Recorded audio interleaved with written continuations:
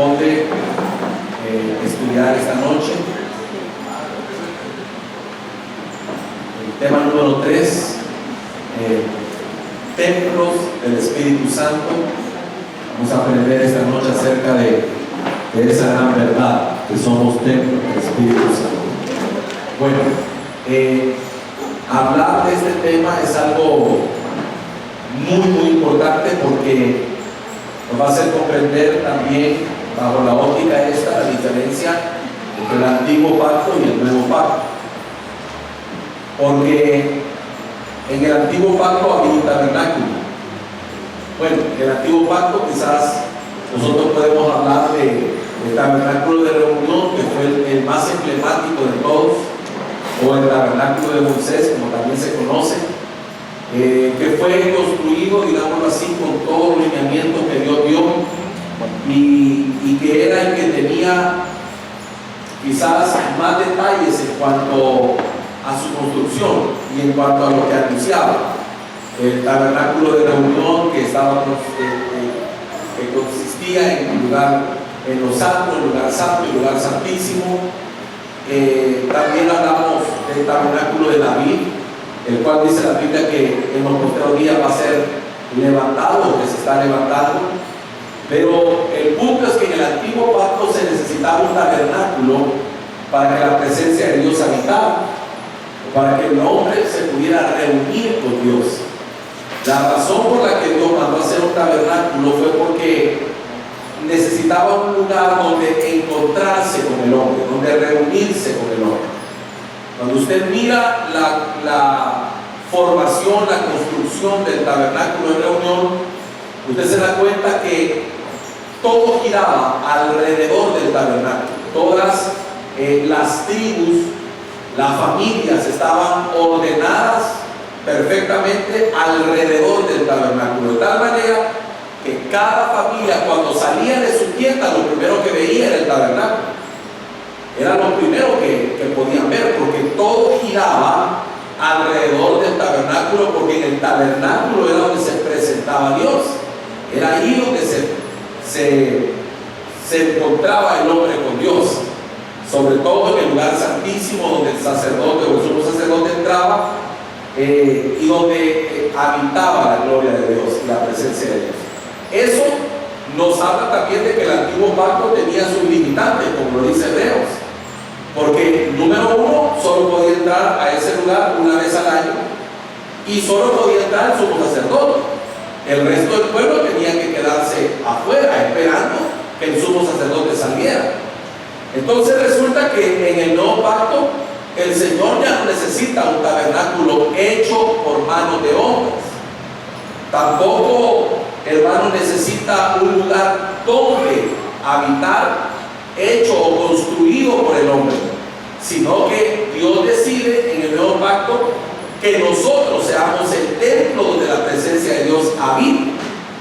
Por eso, una de las primeras cosas que yo entiendo es que cuando el Evangelio de Juan habla de que el verbo se hizo carne, que cuando habla de que el verbo se viene a la tierra y se hace carne, la traducción correcta de eso es que el verbo tabernaculizó entre nosotros. O sea que, qué tremendo eso, ¿verdad? O sea, vino a habitar. En realidad lo que pasó es que el verbo vino a habitar en medio de nosotros, y el verbo fue un tabernáculo para la presencia de Dios. Por esa razón ahora nosotros entendemos de que, si bien es cierto, Dios habita en medio de la alabanza de su pueblo, si bien es cierto es que Dios también, hermano, tiene casa, porque estas son casas de Dios, pero la realidad más profunda es que la presencia de Dios está en nosotros. Somos templos del Espíritu de Dios. Creo que es correcto decir que en el antiguo pacto Dios era un Dios de territorios, un Dios de lugares, un Dios que estaba en lugares específicos, pero en el nuevo pacto Dios habita en su pueblo, en sus hijos. Entonces, en la presencia de Dios ahora está en nosotros. Por eso esto tenemos que comprenderlo, porque ahora nosotros cuando entendemos estos temas, como que vamos cambiando nuestra forma de hablar. Porque lo correcto sería, por ejemplo, nosotros decimos voy a la iglesia, y la verdad que la iglesia somos nosotros, no es que vamos a la iglesia, ¿verdad? Decimos también a veces al templo, ¿verdad? Pero nosotros somos el templo. Lo correcto quizás sería entender que nosotros somos una congregación y que esta es una casa de Dios, porque tampoco solo tiene una, sino que donde nos reunimos, donde su pueblo se reúne, ahí se vuelve casa de Dios y puerta del cielo. Pero en realidad que la presencia está en nosotros. Amén. Entonces el Señor Jesucristo le dijo a sus discípulos que no se quedarían huérfanos. ¿Se acuerdan que hablamos de eso? Cuando Él retorna al Padre, le prometió a los discípulos que le iba a rogar al Padre para que enviara al otro Consolador. Y habló acerca de que ese Consolador el mundo no le ve ni le conoce, pero le dijo a ellos: pero vosotros le conocéis porque mora con vosotros. Oigan, cuando Jesús está hablando con ellos, todavía Jesucristo en tierra, les está diciendo: pero ustedes le conocen porque mora con vosotros. Y luego le dice: y estará en vosotros. Yo creo que me quitaron el alma. Y dice: y mora en, dice, con vosotros, y estará en vosotros. O sea, les está diciendo el Señor Jesús: en estos momentos, antes de que yo me vaya, el Espíritu Santo está con ustedes, pero después estará en ustedes, es decir, adentro, ya no afuera, porque antes de que el sacrificio de Cristo fuera recibido arriba, acuérdense que, hermano, después de que Jesucristo resucita, es recibido en el cielo. El sacrificio es recibido en el cielo, y cuando el sacrificio fue recibido arriba, entonces es enviado el Espíritu Santo. Y a nosotros, al haber sido limpiados, redimidos, purificados y todo, entonces nos volvimos nosotros apropiados para que la presencia de Dios habite en nosotros. Antes de eso no podía habitar en nosotros. ¿Por qué? Por el pecado. ¿Por qué? Porque éramos enemigos de Dios, dice la Biblia. Porque en nosotros había lo que a Dios desagradaba. Entonces, primero tenía que suceder que Cristo pagara el precio, nos limpiara, para que entonces fuéramos nosotros apropiados para ser templos. Ahora, ya vio usted que ahí se habla de dos cosas. Número uno, de que el Espíritu Santo estaba con ellos. Pero Jesús les dice: después va a estar en ustedes. Ya oyó dos funciones del Espíritu Santo. Pero en Lucas, capítulo 24, verso 49, si lo ponemos en pantalla, Lucas 24, 49, dice: he aquí, yo enviaré la promesa de mi Padre sobre vosotros. Oiga, ¿cómo la va a enviar?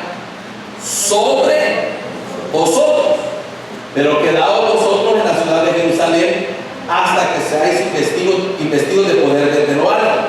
Igual lo dice Hechos 1:8. Dice: pero recibiréis poder cuando haya venido sobre vosotros. Entonces, ahí usted tiene ya tres panoramas del Espíritu Santo. Número uno, está con vosotros, pero estará en vosotros.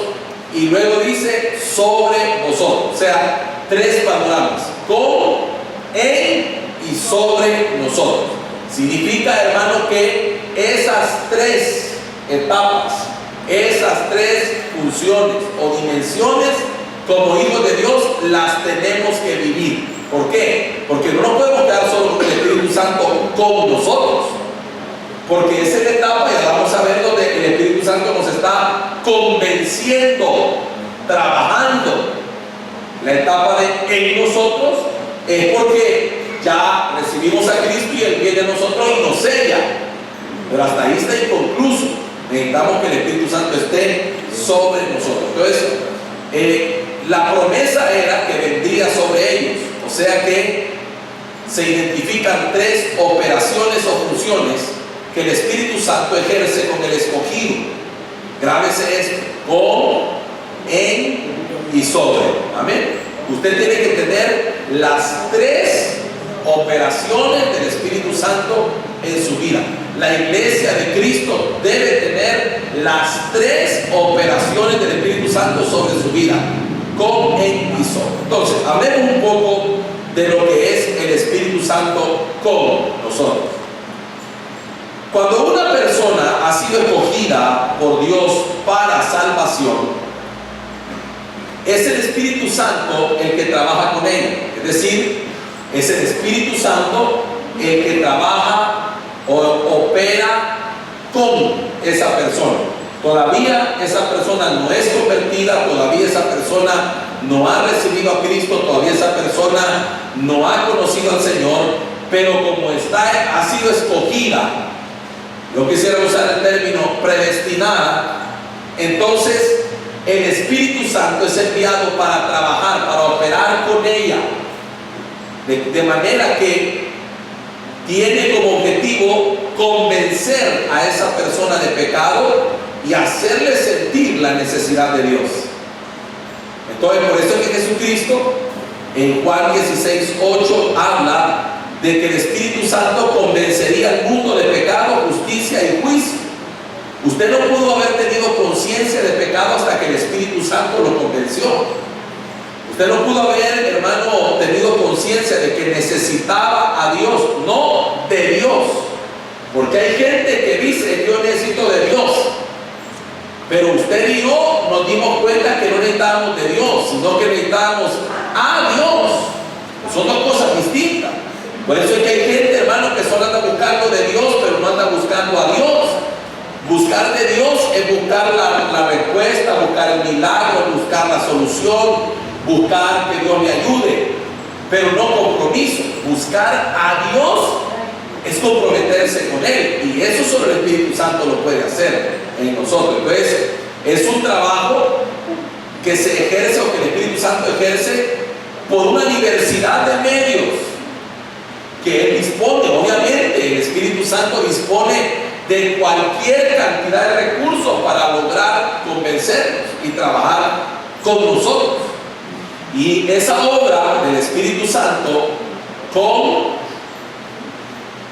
tiene como objetivo traernos la revelación plena de Jesucristo. Por el que usted no lo conocía, pero Él sí lo conocía. Usted no conocía a Dios, pero Él ya trabajaba en usted. Ahora usted se da cuenta por qué. Antes de que usted recibiera a Jesús, antes de que usted abriera su corazón y antes de que usted viniera a los caminos, usted se da cuenta cuántas veces Dios lo buscó, cuántas veces lo trabajó, cuántas veces sucedieron cosas a su alrededor que fueron llamados de Dios para su vida. Eso es que el Espíritu Santo ya estaba trabajando con usted desde hace mucho tiempo. Yo creo que desde el vientre de nuestra madre estaba trabajando con nosotros, porque Él es enviado a los que son escogidos para trabajar con nosotros. Amén. Amén. Entonces, creemos nosotros que la gracia de Dios, la cual es irresistible para nosotros los escogidos, se da porque el trabajo lo garantiza el Espíritu Santo. Miren qué impresionante esto, hermano. Es que la obra está asegurada. La obra, hermano, está totalmente garantizada, porque no depende ni de usted ni de mí, depende de Dios y de la obra del Espíritu Santo. Por eso debemos de entender todo esto, porque cuando usted lo entiende, usted sabe que el Espíritu de Dios es su ayo, su ayudador, es el que lo tomó de la mano y que no lo va a soltar a usted en todo tiempo. Él es el que, si usted se desvía, lo va a redarguir. Él es el que, si usted se equivoca, lo va a convencer de que se equivocó. Él es el que lo va a moldear. Él es el que lo va a hacer sentir a usted esa tristeza que se siente cuando le hemos fallado a Dios. Él es toda esa obra, el que lo va a convencer es el Espíritu de Dios. Por eso lo necesitamos tan profundamente en nuestra vida. Amén. Levante su mano y dígale: Espíritu Santo, te necesitamos en nuestra vida. Porque Él es el que garantiza que la obra se va a realizar. Por eso nosotros, hermanos, debemos de descansar en el Señor. ¿En qué sentido? Descansar, por ejemplo, cuando usted tiene una persona, usted conoce a alguien o en su familia hay alguien por el que usted está orando para que se convierta. Usted debe descansar, que el que va a hacer la obra es el Espíritu Santo de Dios, no usted no la puede hacer.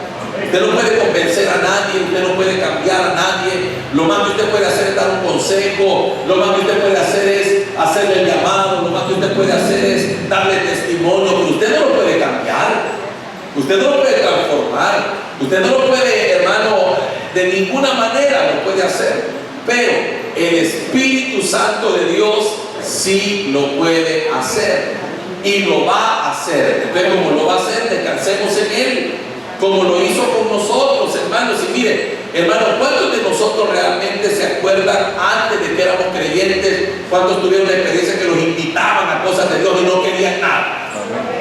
Hermano, a mí me invitaban, yo no quería nada, a mí me llevaban, yo iba a diferentes reuniones y ¿saben lo que más me molestaba? Les soy bien honesto, que yo iba, estaba bien cipote, yo, hermano, más cipote. Y ¿cómo se llama? Iba, y a mí me molestaba que mi abuela, mi mamá, mi familia, con el gran deseo que yo me convirtiera, y yo estoy totalmente de acuerdo, eso es correcto. Pero entonces llamaban a medio mundo que orara por mí, hermano, y entonces todo el mundo, ¿verdad? Y desde el primero hasta el último, yo decía, no, yo no quiero eso, a mí me molestaba. Pero el Espíritu Santo trabajando conmigo, porque ya era como que dice, buscándome, cercándome, era enamorándome, abrazándome. Asimismo también el Espíritu Santo me cuidó, me guardó, sin que yo le conociera al Señor, pero Él ya me conocía a mí, así como lo conocía a usted cuando usted no le conocía. Por eso le guardó. Por eso, mire cuánta gente conoce. Yo oí un testimonio hace poco de una persona que decía que la mamá quiso abortarla y en realidad la mamá fue a una sesión de aborto y en teoría parecía que el aborto se había realizado, y cuando llegó la fecha nació la fulana. Ustedes nos explican, hoy vienen a caer en cuenta que dicen que a lo mejor había un gemelo. Cuentos de Camino Real. No, fue el Señor el que la preservó porque tenía un plan para ella. Y sin ella saberlo, Él peleó por ella en el vientre de su madre. Que mire, hermano, ¿y cómo íbamos a pelear nosotros siendo indefensos? No podíamos, pero Él sí podía. Amén. Él estuvo con nosotros aún cuando nosotros no le conocimos. Amén. Una bendición eso para nuestra vida. Entonces, usted confíe. Mire, por eso es que el escritor a los Hebreos, que yo quisiera decir con todo mi corazón, con libertad, que el apóstol Pablo, no lo digo porque no está ahí, pero ¿y quién más que el apóstol Pablo para haberle escrito con tanto conocimiento a los hebreos? ¿Quién más de su tiempo para haberle escrito a ellos? ¿Quién? Dígame usted, de su época, de su tiempo, ¿quién? Tendría que haber sido alguien que conocía la ley. Y qué mejor que Pablo. Pero bueno, ese es alguien de otro costado. Pero el escritor de los Hebreos dice que el heredero de la salvación tiene a su favor a los ángeles ministradores. No dice la Biblia, dice el libro de los Hebreos, capítulo 1 y verso 14, dice, no son ellos, refiriéndose a los ángeles, no son ellos espíritus ministradores en favor de los herederos de la salvación. O sea, imagínese, hermano, no solo el Espíritu Santo, también, hermano, espíritus ministradores, ángeles de Dios que estuvieron con nosotros, guardándonos, protegiéndonos, porque aunque no le habíamos recibido, pero ya éramos herederos de la salvación. Tremendo. A mí eso me llena mi corazón de saber cómo el Señor nos cuidó. Amén. Pero cuando usted y yo, después de esa obra que el Espíritu Santo hizo con usted y conmigo, de convencernos, hasta que un día dijimos, vaya, voy. No sé cómo lo hizo, pudo usar diferentes cosas, pudo usar las circunstancias, pudo usar, hermano, los problemas, pudo usar las necesidades, pudo usar una predicación, pudo usar un accidente, como cuenta mi abuela, que dice ella que no sé cuántos años oraron por ella y nada, hasta que la pachó un camión, dice ella, porque así lo dice. Dice que la pachó un bus, dice, ahí la dejó tirar en la calle inconsciente, con la rodilla quebrada y todo aquello. Hasta entonces le dijo al Señor: aquí estoy. No importa, si eso fue lo que él usó, ese fue el método, no importa, el método no es el que interesa. Lo que interesa es que el que hace la obra es el Espíritu Santo al que le delegar. No importa cómo fue, yo no sé, yo creo que si nos ponemos a contar, todos tenemos una forma diferente de cómo llegamos a los pies de Cristo. Unos llegamos porque alguien nos habló, otros llegamos solitos, un programa de televisión, como fuera. El método pudo variar, pero el que hizo la obra y que la venía haciendo de un montón de tiempo atrás fue el Espíritu Santo. Entonces, cuando usted y yo dijimos sí, cuando le aceptamos, cuando le recibimos, nos convertimos en templos del Espíritu Santo. Y entonces se cumplió que el Espíritu Santo vino a morar en nosotros. Ya ahora el Espíritu Santo ya no solo está afuera, sino está dentro de nosotros. Amén. Es eso que usted siente, hermano, adentro de usted. No es la conciencia la que le habla, porque estamos en Cristo. No es la conciencia la que nos habla, es el Espíritu de Dios que nos habla. Amén. Entonces, la persona que ha venido a Cristo, traída por el Espíritu Santo, instantáneamente es engendrada a la vida espiritual. ¿Qué significa eso?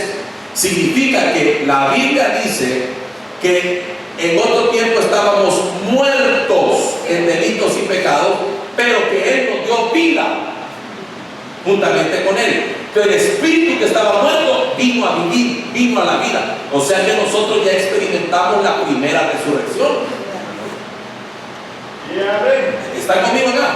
Ya experimentamos la primera resurrección. Usted ya resucitó una vez. O sea que no es nuevo eso que va a resucitar. Si es que no ha venido Cristo y nos levanta.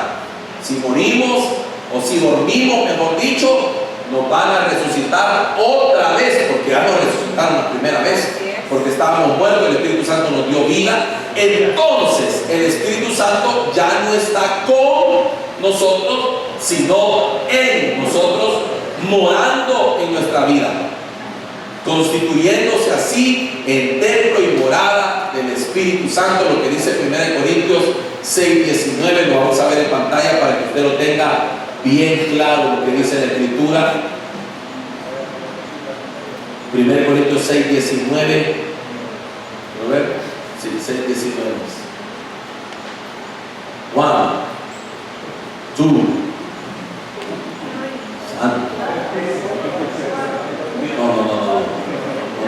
¿Alguien lo tiene? Ahí está. ¿O ignoráis que vuestro cuerpo es templo del Espíritu Santo? Oiga, Él está preguntando. ¿O ignoráis que vuestro cuerpo es templo del Espíritu Santo, el cual está ¿dónde? En vosotros, el cual tenéis de Dios? Acuérdense que fue Dios quien nos lo dio por rogativa de vivo. Y dice, y que no sois vuestros. Ahora, aquí se nos pone esto un poco complicado. ¿Por qué? Porque esta etapa es lo que yo debo entender entonces, que ya mi cuerpo no me pertenece. Mire qué tremendo esto. Esto se vuelve algo profundo para la gente que a uno le pregunta muchas cosas, o sea, en relación a ciertas cosas que quedan en el limbo, como que si son o no son pecados, si son o no desagradables para Dios. Voy a poner un ejemplo. A mí me han preguntado y me han dicho, ¿y los tatuajes, pastor? ¿Es pecado tatuarse? Porque mire, ahí dice la Biblia, fíjense que como cuando el ser humano quiere lograr algo, siempre va a encontrar la justificación para lograrlo. Porque me dicen a mí, mire, lo que la Biblia dice que no hay que mancharse en honor a ningún muerto, dice. Sí, pero extraigamos el principio, saquemos el principio de ahí. Número uno, imagínese, hermano, que cuando usted entiende que usted es templo y su cuerpo ya no es suyo, ya usted no puede hacer lo que le da la gana con su cuerpo.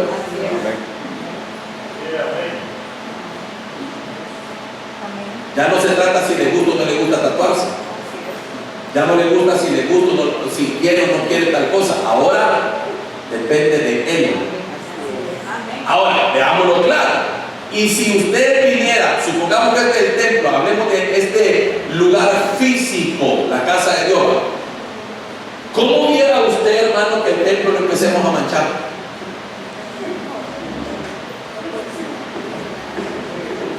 Todo manchado. Ahora, si este, que es el templo, un templo físico, que se puede destruir o que va a desaparecer, no lo podemos hacer, cuanto más este templo que es el verdadero, donde habita el Espíritu de Dios. No puedo hacer lo que me da la gana con él. Por eso dice la Biblia que cuidemos el templo. Y esto nos lleva a tener conciencia de muchas cosas. Mire, como estamos hablando, el módulo es el Espíritu Santo y el creyente, ¿verdad? Nuestra relación con el Espíritu Santo. Tenemos que entender que hay cosas que afectan nuestra relación con el Espíritu Santo. ¿Y por qué el Espíritu Santo está apagado en alguien? ¿Y por qué el Espíritu Santo está contristado en alguien? ¿Y por qué el Espíritu Santo no fluye en alguien? Yo hablaba con unos hermanos, justamente hace unos minutos atrás, le comentaba al hermano y le decía que en ocasiones a mí el mismo Espíritu de Dios me ha redarguido en cuanto a que por qué oigo. Y le estoy hablando de que no estoy oyendo cosas que no son de Dios, sino que tal vez estoy oyendo a alguien predicar. Y de repente el Espíritu Santo me dice, me redarguye y me dice, ¿por qué oís predicar a esa persona que predica en contra de mí? Como por ejemplo, aquí se nos va a poner difícil, pero yo no soporto estar donde están predicando en contra del Espíritu de Dios. Yo, por ejemplo, he oído predicaciones donde se burlan de las manifestaciones del Espíritu Santo, de las lenguas, de lo que nos pasa cuando nos toca, porque todos reaccionamos diferente, hermano. Aquí no estamos para juzgar cómo reacciona usted y cómo reacciona yo. Hay momentitos, hermanos, de la presencia de Dios ha sido tan fuerte que no me puedo controlar, siento algo, no sé cómo explicarle, como mi cuerpo flotando, no es que me levante, sino que livianito y me siento que me estoy desvaneciendo, no sé, diferente. Pero yo no me puedo poner a juzgar la obra del Espíritu Santo y hablar mal y eso que piensan y lo que hablan lengua, ridículo, no.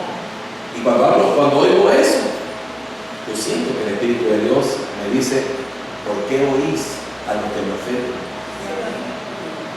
Porque Él está en mí. ¿Me estoy dando a entender?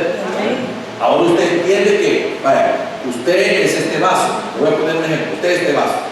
La única diferencia es de que este vaso no puede tomar decisiones y usted sí. ¿Sí? Y adentro de usted está el Espíritu Santo. Porque usted es el templo. Es un contenedor. Entonces, ahora usted tiene que pensar hasta dónde va a ir. Porque usted no puede ir a un lugar donde el Espíritu Santo se sienta contristado. Ahora usted tiene que pensar hasta con quién usted va a salir. Porque el Espíritu Santo se siente contristado, porque usted lo anda llevando donde quiera que ande. Y no sé si usted se ha dado cuenta, hermano, no sé, tal vez seré yo, pero yo creo que la mayoría de convertidos, escuchen bien, la mayoría de gente convertida ya no se siente bien cuando está en medio de una plática de gente mal hablada. Y no es que seamos religiosos, perdónenme, no, yo no le llamo religiosidad a eso, yo le llamo ser convertido. Cuando usted es convertido y el Espíritu Santo está en usted ya no soporta las malas palabras, que antes las decíamos. Antes, yo, de 10 palabras, 11 las malas. Antes, pero ya no soy el de antes. Ahora hay alguien en mí, el Espíritu de Dios. Y yo no puedo estar en. Miren, hermano, yo estoy en un grupo y empiezo a llegar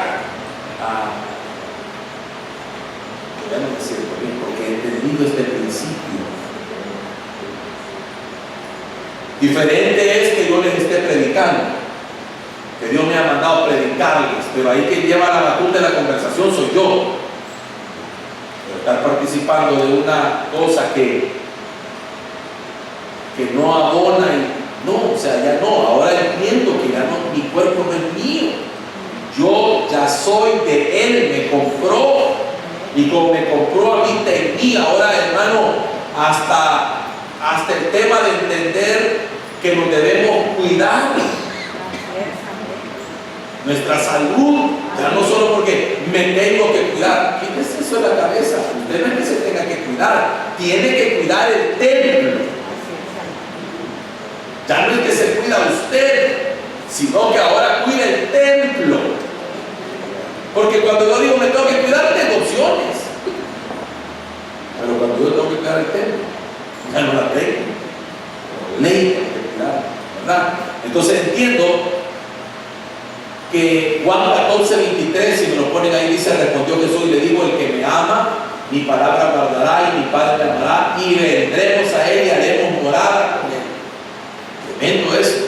Ahora, hermano, es difícil cuando uno se da cuenta, y el que es convertido realmente, cuando en realidad hace algo incorrecto, hermano, lo siente, hay un redarguir, hay un pesar, hay una tristeza, hay algo. ¿Cuántos de ustedes alguna vez han sentido, han pasado por una etapa donde el Espíritu Santo se contrista? Hermano, como que la vida se le va a uno. Es como que la vida se le va. Así he sentido yo. ¿Sabe cómo he sentido? Como que se me va todo lo que yo soy, como que empiezo a sentirme muerto, sin vida. Y empieza a rogar, un suplicar a Dios de que no tenga así. Entonces, ¿cuál es el propósito de que el Espíritu Santo esté en nosotros? Número uno, el Espíritu Santo en nosotros nos testifica a nosotros mismos que somos hijos de Dios. Romanos 8:14 lo dice.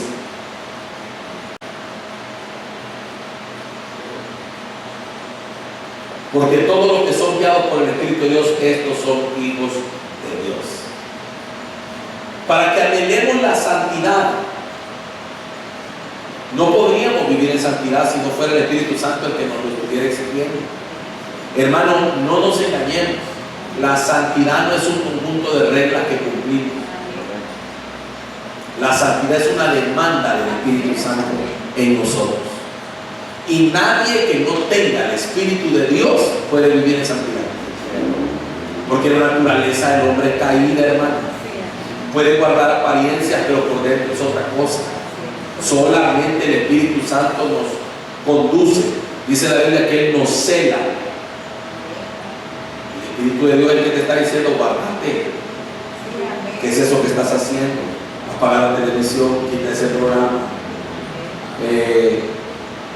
cerrar ese video, quitar el Facebook. Todo eso es el Espíritu Santo, es que nos está diciendo todo lo que, para que nos guardemos y avancemos en santidad. También dice para ayudarnos en nuestras debilidades. Hermano, ¿qué fuera sin el Espíritu Santo? Yo creo que el que no entiende esto, hermano, hoy le va a ser más fácil salir de muchas cosas.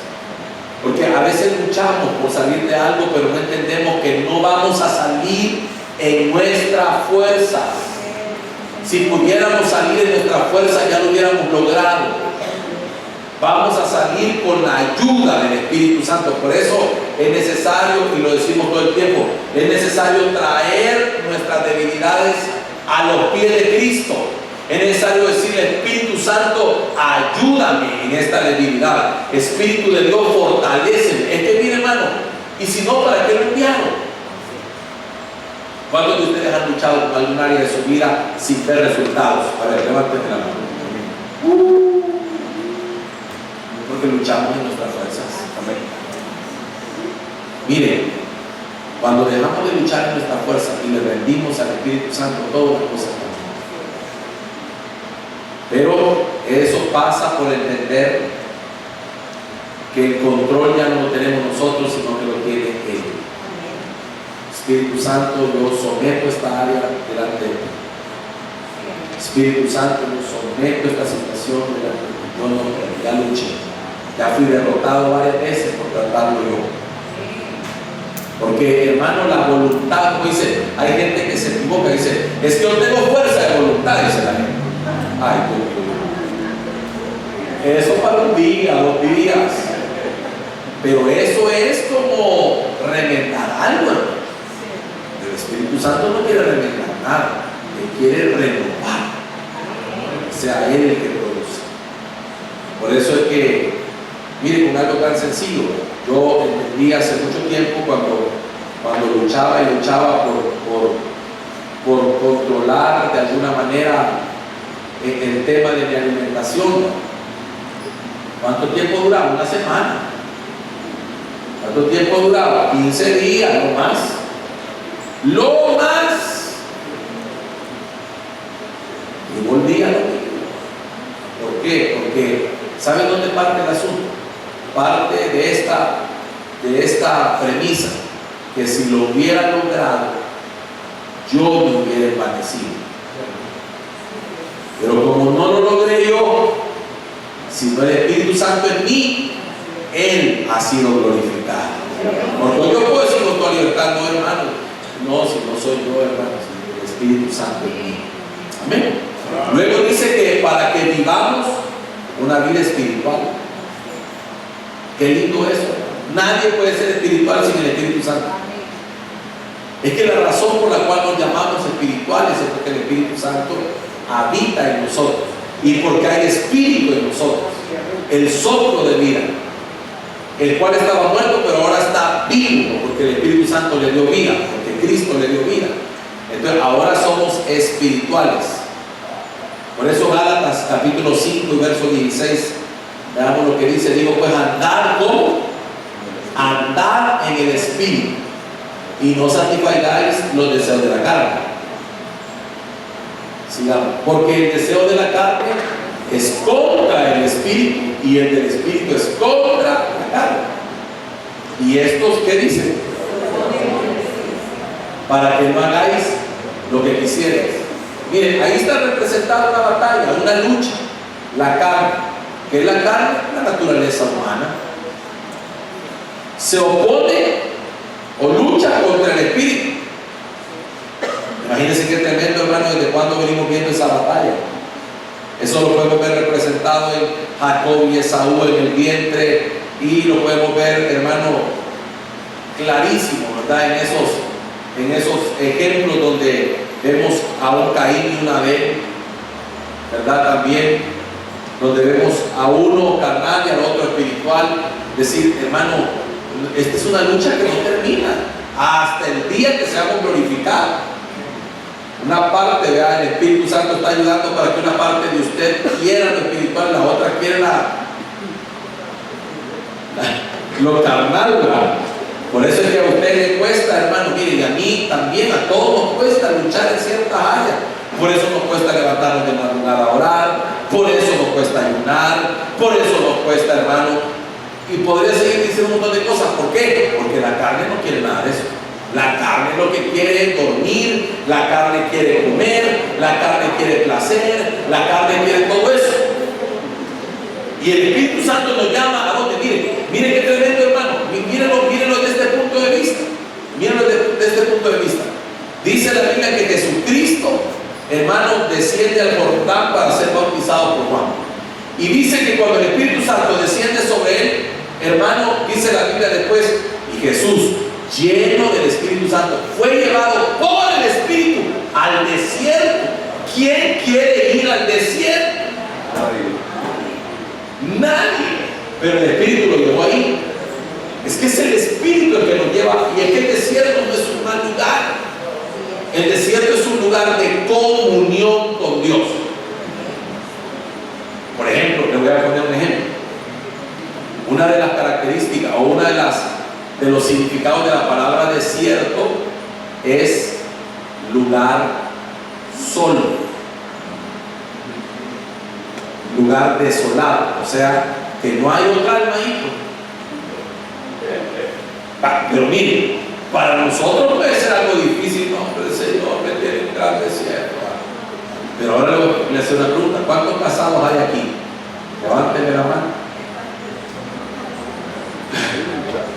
Le voy a hacer una pregunta. Y cuando usted se casó y se fue de luna de miel, ¿se fue en grupo o se fue solo?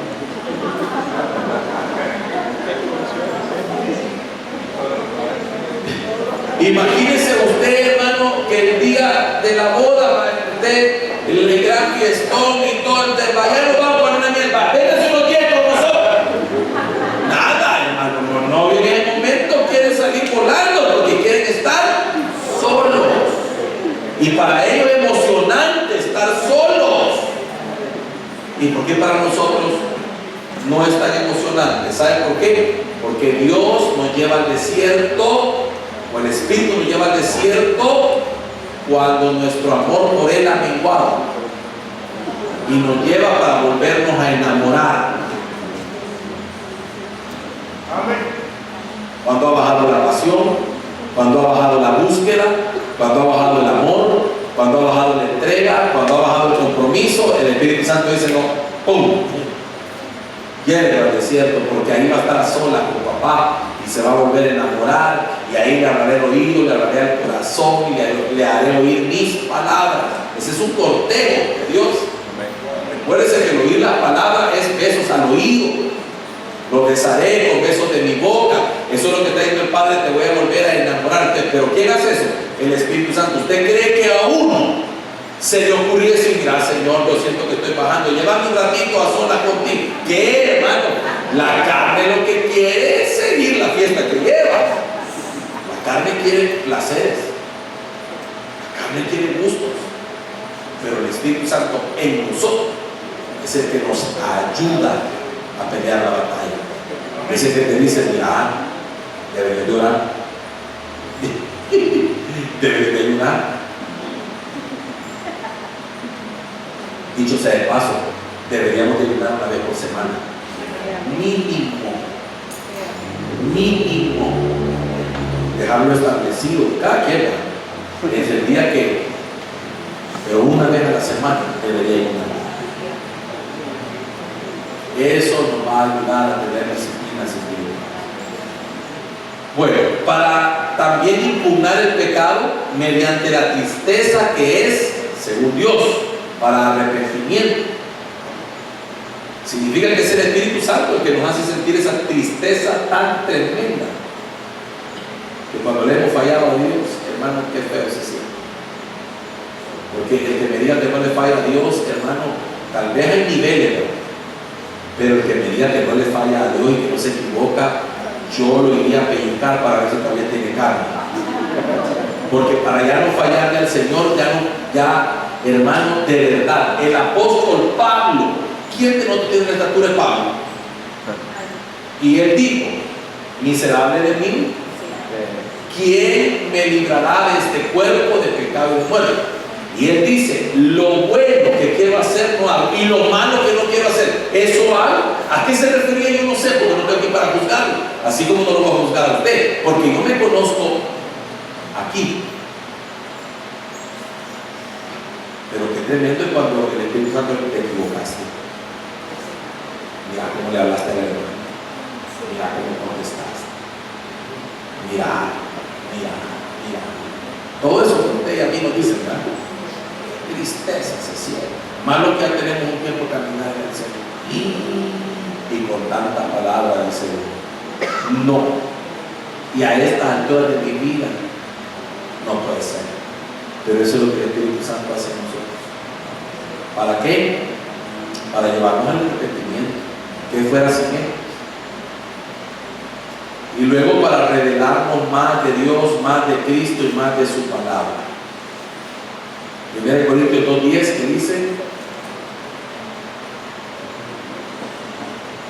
pero Dios dice, nos las reveló a nosotros por el Espíritu, porque el Espíritu todo lo escudriña aún lo profundo de Dios.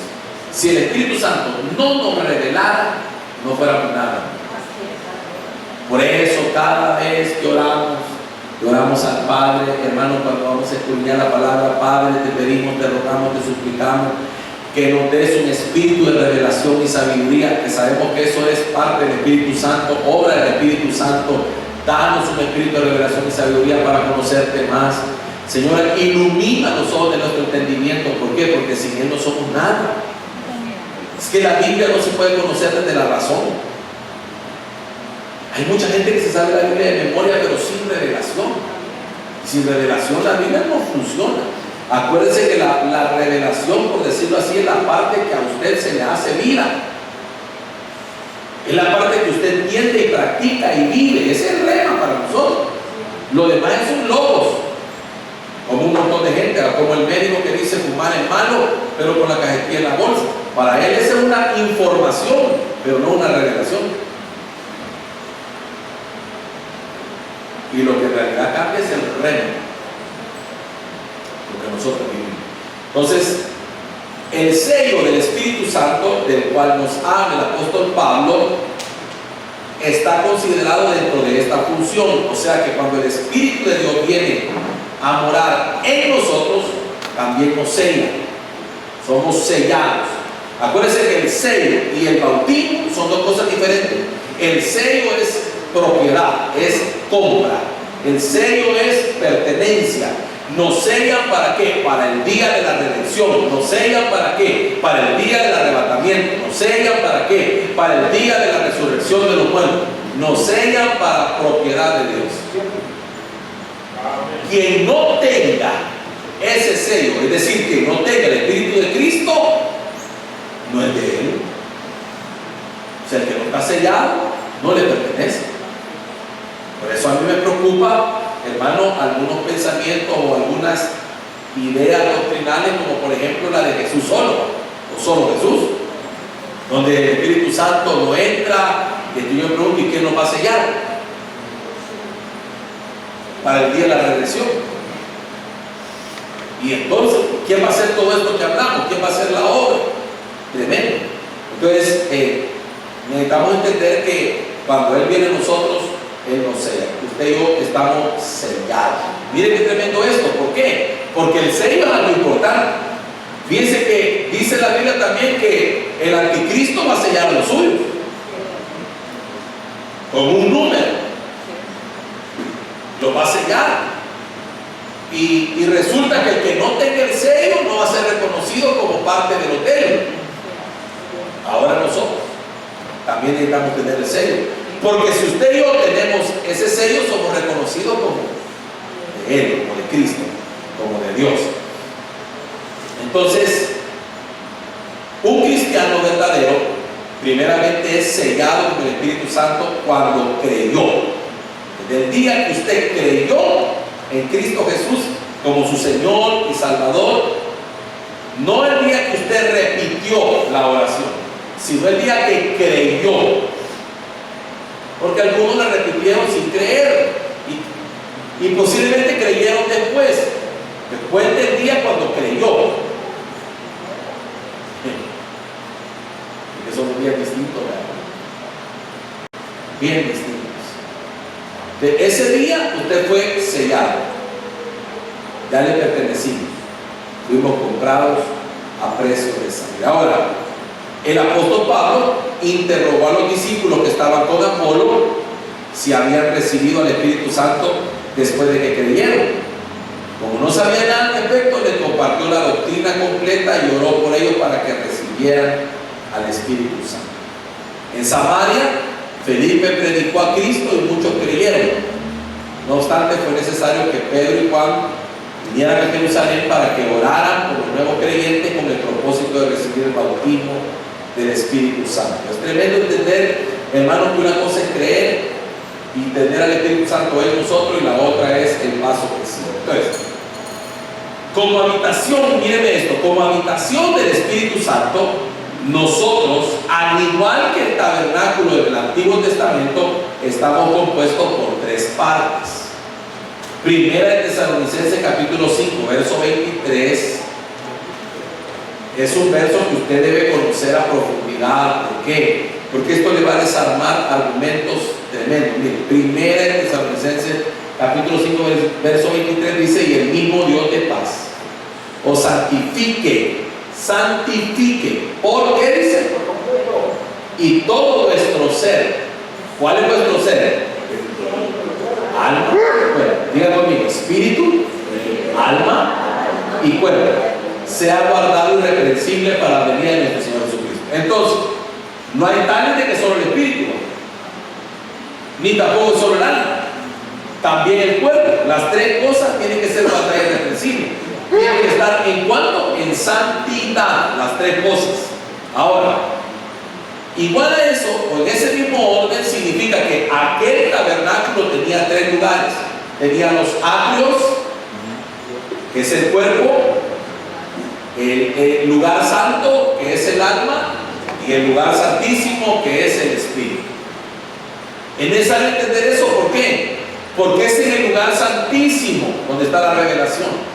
Por eso, hermano, es que nosotros debemos de cuidar la parte espiritual de nuestro ser. Y el humano se preocupa más por la parte carnal, por lo que va a comer, por lo que se va a vestir, por dónde va a vivir, por esto y que lo otro, y no cuida la parte más importante, la que es eterna, la espiritual. Hermano, todo va a ser provisto cuando usted cuida las cosas espirituales.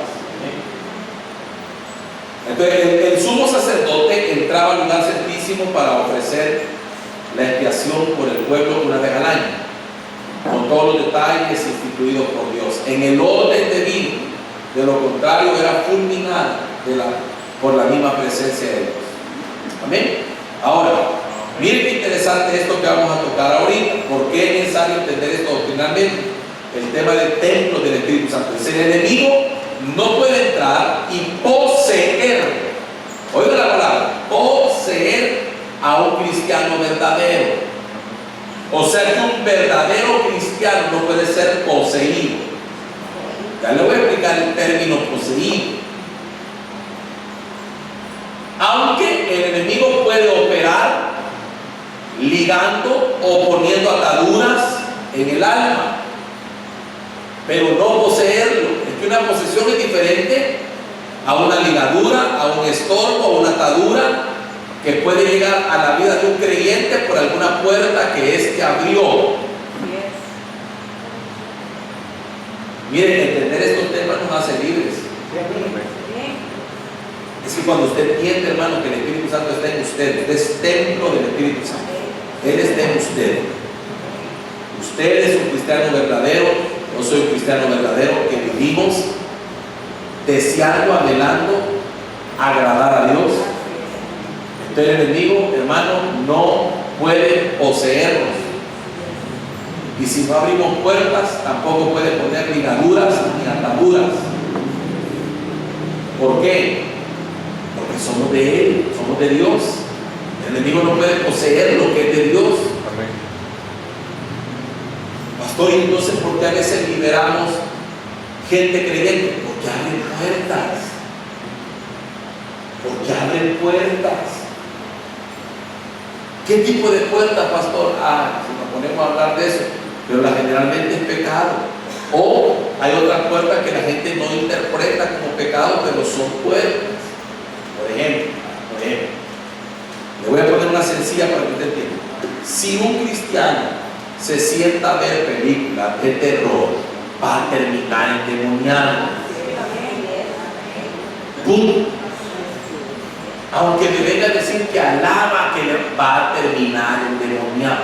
De hecho, yo creo que si alguien disfruta viendo una película de terror es porque ya está contaminado.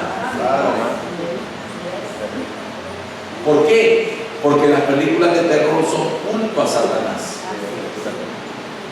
Entonces, ¿qué sucede? Cuando alguien no entiende eso, es descuidado con el templo. Imagínese usted, hermano, le vuelvo a poner el ejemplo. Imagínese usted este templo. ¿Por qué tenemos esa alarma allá?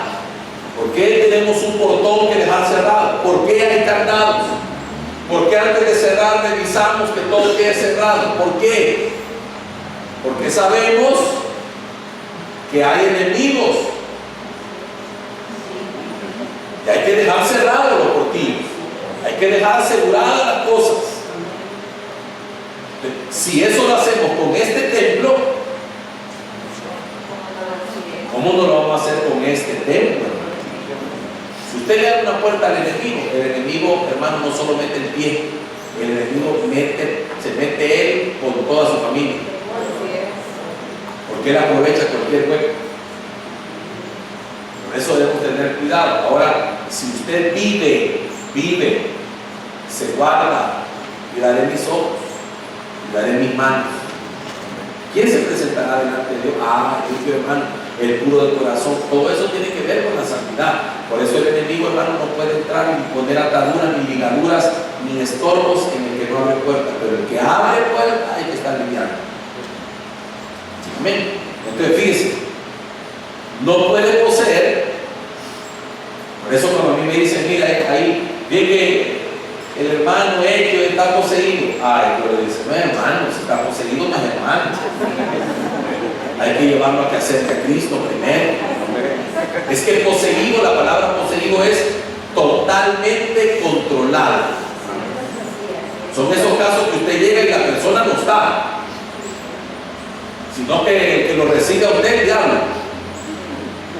Como en ocasiones cuando en algunas veces por misericordia de Dios me ha enviado el Señor a liberar gente y tal vez me llaman, fíjese que me llaman por teléfono, me dicen, mire pastor, dice que persona y que queremos ver si usted pudiera llegar, y les digo yo, vaya, ya voy para allá, y el poseído no se ha dado cuenta que me han llamado, pero de repente les dice a los familiares, tengo miedo. ¿Por qué tener miedo? Porque ya viene el que me rechaza. Cosas por el estilo. No es la persona, es el demonio. ¿Cómo pudo saberlo? Porque el informe está totalmente, y llegamos al lugar y lo están esperando a uno, y el que lo está esperando no es la persona. Usted le mira los ojos, no es la persona. Usted le mira el rostro, no es la persona. Usted le mira las manos, no es la persona. Está contorsionada, está hermano, está totalmente, la voz no es de la persona, le habla cosas que la persona no sabe. Entonces, esa es una posesión demoníaca. Esa persona no llegó ahí así nomás. Esa persona tocó y se paró el terreno ni nada. Esa persona tuvo que haberse metido en cosas tremendas para estar ahí. Esa persona le abrió puertas a Satanás, o con ocultismo, o con brujería, o con hechicería, o con cualquier otra cosa, o con relaciones ilícitas, porque en la relación ilícita de tipo sexual hay contaminación de espíritus. Los espíritus de uno se trasladan al otro. Es tremendo todo eso. Usted imagina, alguien se fue a meter con un satanista, termina endemoniado. Esa es una posesión. Pero usted y yo, que somos templo y morada del Espíritu Santo, nada tiene que venir a hacer el diablo a nosotros. Amén. Y si logra entrar es porque le abrimos puertas. Por eso, hermano, el arrepentimiento todos los días. Por eso la confesión del pecado. Pecado que usted confiesa y que usted, hermano, de verdad se arrepiente y se aparta, es una puerta que usted cerró. Amén.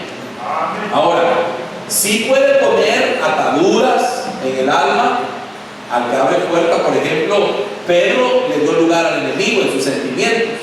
Ojo, el alma, acuérdense que ¿qué compone el alma? Pensamientos, sentimientos, o sea, emociones, la voluntad, la memoria, está dentro de lo que es el alma. Por eso, hermanos, si usted quiere guardar irreprensible, oiga, la contaminación espiritual se da por la idolatría, el ocultismo, todo eso a nivel de espíritu. Pero a nivel de alma, las emociones. Por eso hay que tener cuidado. Hermanita amada, preciosa del Señor, cuide sus emociones, no sea tan almático, porque esa es una puerta de entrada para el enemigo. El enojo, la ansiedad, todas esas cosas que digo la mujer, porque en realidad la mujer es más propensa a eso por su diseño. La mujer es más almática. Que cuide sus emociones, porque por ahí son puertas de entrada. la memoria. Oiga, los pensamientos se ven contaminados por cosas que leemos, oímos, escuchamos, amistades, todo eso contamina, puede traer contaminación. ¿Qué hace un cristiano leyendo cosas de budismo, de esto y que el otro y que aquello? Se va a terminar contaminando. Son puertas que se abren. Mire, yo acabo de leer y estoy preparando una enseñanza poderosa en relación a esto que nos va a sacar muchas dudas. Me recuerdo artículo que te la mandé, en Isaías está ese versículo, se lo mandé a usted y si lo tienen, si lo encuentran y me pasa el versículo, pero hay un verso en Isaías donde Dios le dice a su pueblo, le dice, oiga, ustedes, le dice, están llenos de costumbres traídas del oriente. Y entonces yo comencé, cuando me empezó a hablar eso, hermano, ¿y cuántos cristianos tienen a sus hijos estudiando karate? Fíjense, sin saber que el karate es un culto, no es un deporte. Originalmente el karate es un culto. Por eso el famoso Kia, el Kia, ese grito que se da, es parte de la creencia espiritual de que hay una fuerza interna. Todo eso, mire, y otro montón de cosas, ¿verdad? Los sortilegios, el horóscopo chino, un montón de cosas que vienen del oriente. ¿Cuál versículo es? Lo hallaron. Isaías 2:6. ¿Cómo dice? Ciertamente tú has dejado tu pueblo, la casa de Jacob, porque están llenos de costumbres traídas del oriente y de agoreros como los filisteos y pactan con hijos de extranjeros. Imagínense que tremendo. Revisemos nosotros, hermanos, todo lo que es traído del oriente. Ahí está. ¿Dos qué es? 2:6. Isaías 2:6. Ciertamente tú has dejado tu pueblo, la casa de Jacob, porque están llenos de costumbres traídas del oriente y de agoreros como los filisteos y pactan con hijos de extranjeros. Miren qué tremendo.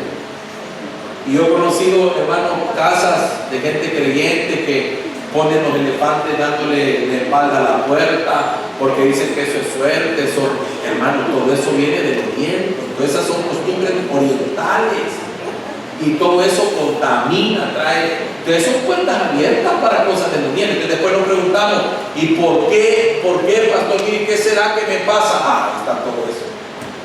Mire, quiere que les diga otra cosa que viene del oriente que está afectando tremendamente a nuestros jóvenes. Los muñecos animados, los animes, así se llaman. Esos son del oriente, traídos del oriente. Todo eso, hermano, es una cultura demoníaca, tremenda. Cuando usted empieza a averiguar los nombres, lo que significan, lo que hacen, los poderes que tienen, todo eso, hermano, ¿cuál es el sentido de todo eso? Contaminar. Entonces, cuando alguien es contaminado, el enemigo puede estar. Entonces, miren, qué tremendo. Ese era un paréntesis y después lo vamos a ver. Pero ¿qué pasó con Pedro? Le dio lugar en sus emociones, en sus sentimientos. Mire, el temor, se lo he venido diciendo, una puerta de entrada. El temor es un sentir de que estamos solos, de que Dios no nos va a ayudar. No, hermano, es una puerta de entrada. Pedro le dio lugar al enemigo y el Señor lo tuvo que reprender. Apártate de mí, Satanás, le dijo a Pedro. ¡Ah, Pedro! Imagínate que tremendo, porque le dio lugar en un área de su alma. Entonces significa que, hermano, es tremendo eso de abrir puertas. Por eso usted y yo tenemos que entender que si vivimos en santidad, vamos a vivir la vida abundante que el Padre nos ha ofrecido. Pero si vivimos mediocremente, o sea, me refiero espiritualmente, cuando uso la palabra mediocre, no le estoy diciendo a usted que sea un mediocre, sino si nuestra vida espiritual es mediocre, hermano, le dejamos espacio al enemigo para que actúe. Si hay cosas que sabemos que tenemos que soltar y no las soltamos, son puertas para el enemigo. Si hay cosas que tenemos que dejar y no dejamos, son puertas para el enemigo. Entonces, todo eso, hermano, es bueno entender. Entonces, sí es bíblico orar para reprender que el mismo Satanás puede haber puesto sobre un cristiano que abrió una puerta. Y no todas las puertas pueden ser de pecado. Una simple emoción, por ejemplo, dejó entrar el desánimo. El desánimo puede causar una atadura que después se convierte en depresión, que después lo lleva a depresión profunda y por último a muerte. Es un pecado. Usted me va a decir, pastor, pero ¿qué pecado cometió? Abrió una puerta al desánimo. Hay que ir a liberar eso, hay que romper esa atadura, hay que quitar esa ligadura, hay que ministrar, pero la persona tiene que buscar la ayuda. Pastor, mire, siento que no puedo, no me levanto, no tengo ganas de nada, ayúdenme, ore por mí, me siento desanimado, no tengo... Yo he conocido gente que el desánimo lo lleva a no tener fuerza ni para bañarse. Hay que confesar dónde estuvo esa puerta, en qué momento abrieron una puerta. Oiga, ¿qué confesaron con su boca? Pero qué tremendo lo que hablamos. Ay, pastor, ya no aguanto más. ¿Qué confesión?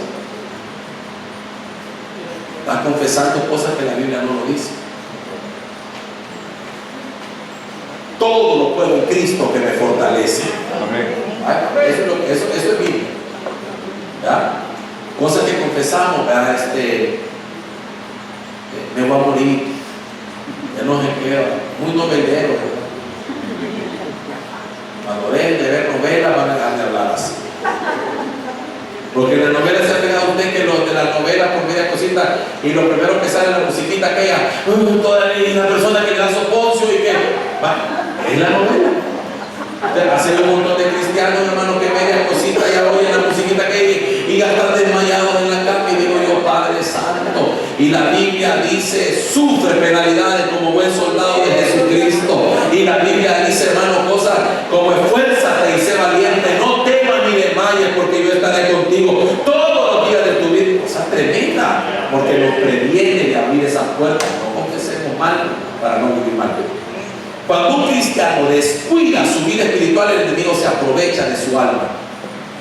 Porque entre más fríos estamos, más propensos a que el enemigo actúe. ¿Por qué? Porque un creyente frío, hermano, ni cuenta se da de que el enemigo le está ganando terreno.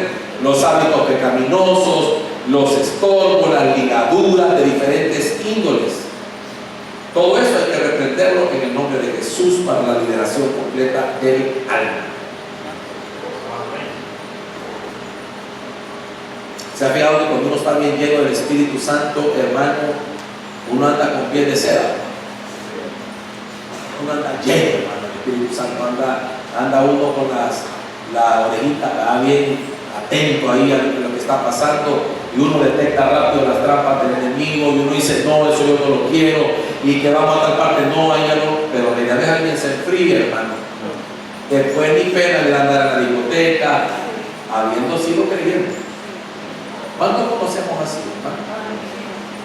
¿Conoce usted a algunos que hasta fueron ministros? ¿Hasta fueron servidores? ¿Y ahora dónde están? ¿Qué pasó? ¿Cree que llegaron ahí un solo? No. Por poquito se enfriaron. Por eso la insistencia de los pastores, hermano. Hermano, no lo he visto. Hermano, mire, ya parece que ya aburrimos con ese tema, ¿verdad? Pero ¿y qué vamos a hacer si es el pastor? El trabajo de él es contar al rebaño, ¿verdad? Y, hermana, mire, tengo 2 semanas de novela. Estoy ocupada. Sí, yo sé que estoy ocupada, pero no se enfríe, hermana. Voy a hacer lo que pasa cuando alguien se enfría. Y luego viene la parte del Espíritu Santo sobre. Acuérdense, estuvo con nosotros. Después, en nosotros. Y también sobre nosotros. La promesa o el bautismo en el Espíritu Santo, hablamos que es una investidura de poder y unción para ser testigos eficaces en el servicio al Señor. Hechos 1:8 lo dice de una forma bien clara. Usted se da cuenta de lo que dice ahí. Habla de esperar. Hechos capítulo 1 verso 8. Pero recibiréis poder cuando haya venido sobre vosotros el Espíritu Santo, y me seréis testigos en Jerusalén, en toda Judea, en Samaria y hasta lo último de la tierra. Mire, nadie puede servir con eficacia al Señor si no ha recibido al Espíritu Santo sobre él. Es que el Espíritu Santo sobre es para eso, para ser eficaces, para que se active en nosotros la vida de poder de Dios. Amén. Porque esa palabra recibiréis poder es recibiréis dunamis, es el poder para vivir, hermano, en el mundo sobrenatural. Es que nadie puede fluir en lo sobrenatural de Dios si no es ahí a través del bautismo, a través del Espíritu Santo solo. Antes de Pentecostés, Pedro fue un testigo ineficaz. Amén. Delante de una criada negó al Señor, pero cuando recibió el poder del Espíritu Santo, le predicó a multitudes con unción y eficacia. El mismo hombre. Lo que hizo la diferencia fue que el Espíritu Santo ya estaba sobre él. Amén. Algunas personas dicen, pero ya soy salvo, y ya con eso es suficiente. ¿Para qué vamos a hablar lenguas? Algunos dicen que eso es ser fanático, religioso, emotivo, escandaloso. Creen que pueden seguir su vida en el Evangelio sin tener esa parte. Pero la Biblia me dice otra cosa. Por ejemplo, la Biblia me dice que el que habla lenguas con Dios habla. Miren qué tremendo eso. Amén. Y además se edifica a sí mismo. Quiere decir que hay una parte que si no hablo lenguas no estoy edificando. Y además de eso, también dice la Biblia que el que habla lenguas habla misterios. ¡Wow! ¡Qué lindo eso! Entonces, si poseemos dones genuinos del Espíritu Santo, también edificamos la iglesia o a la iglesia. Santo, Señor. Teniendo como resultado de este movimiento sobrenatural el disfrute del Evangelio completo. Es de la plenitud del Evangelio. Si usted y yo no tenemos eso, no podemos tener la plenitud de ese bendito Evangelio completo. Entonces, aquí está esta frase y dice, viene este ejemplo y dice, una persona ciega, sola e inválida tiene vida, pero ¿qué clase de vida? Igual, una persona no llena del Espíritu Santo tiene vida espiritual, pero ¿qué clase de vida? ¿Qué tipo de vida? Entonces, así como ese hombre ciego, sordo, inválido, así es todo aquel que practica y profesa un evangelio sin lo sobrenatural del Espíritu Santo. Amén. Hermano, yo creo que con lo que hemos venido hablando acerca del Espíritu Santo, nos tiene que quedar claro que el mayor anhelo que nosotros debemos tener es vivir llenos del Espíritu de Dios. El mayor anhelo nuestro, hermano, por eso la Biblia lo llama la promesa del Padre. ¿Qué pasa cuando a usted le hacen una promesa? Usted vive en la expectativa. Y si no se la han dado, usted la pide, usted la recuerda. Y me llama la atención que no dice una promesa, sino la promesa. Porque es una parte medular en la vida del creyente. Yo estoy haciendo énfasis en que si la iglesia tuviera abundante fluir del Espíritu Santo, necesitaríamos menos consejerías, menos de un montón de cosas, menos pastillas, menos psicólogos, menos de todo, porque Él supliría todos los vacíos de nuestro corazón y Él arreglaría todas las cosas de nuestra alma, la llenura del Espíritu Santo. Amén.